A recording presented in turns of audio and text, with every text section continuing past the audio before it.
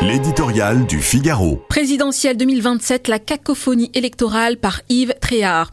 Il est loin le temps où Pierre Messmer renonçait à se présenter à la présidentielle par discipline. C'était en 1974, à la mort de Georges Pompidou, dont il était le Premier ministre. Face à Jacques Chaban-Delmas, autre grande figure du gaullisme, il préféra s'effacer.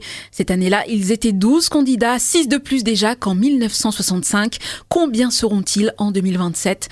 Entre ceux qui se sont déclarés et ceux qui entretiennent le suspense, une petite trentaine de noms sont à l'affiche. L'élection suprême, grande ordonnatrice de notre vie politique, serait-elle devenue un jeu ? Cette cacophonie ne peut que contribuer à un affaissement de la fonction présidentielle. Elle en diminue le prestige et la superbe.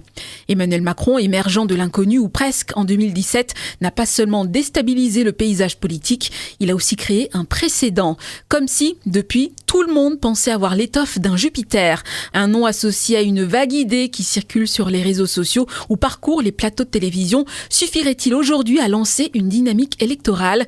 Certes non, mais un tour de piste médiatique permet de soigner le tout à l'ego, grand mal de l'époque, et de prendre date pour plus tard, car certains jouent le coup d'après, un poste ministériel dans un futur gouvernement ou la direction d'une institution. La recherche d'un quart d'heure warolien, mis à part, l'actuelle profusion de candidatures est surtout le signe d'une grande confusion politique.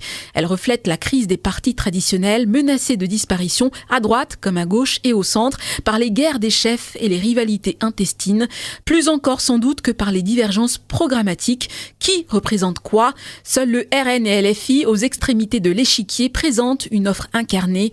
Au-delà de l'élection à venir, rien ne dit, avant pareil émiettement, que le prochain président obtienne une majorité suffisamment solide pour gouverner et échapper à la censure. Il est pourtant urgent que la France, plongée dans l'immobilisme, sorte de cette impasse politique.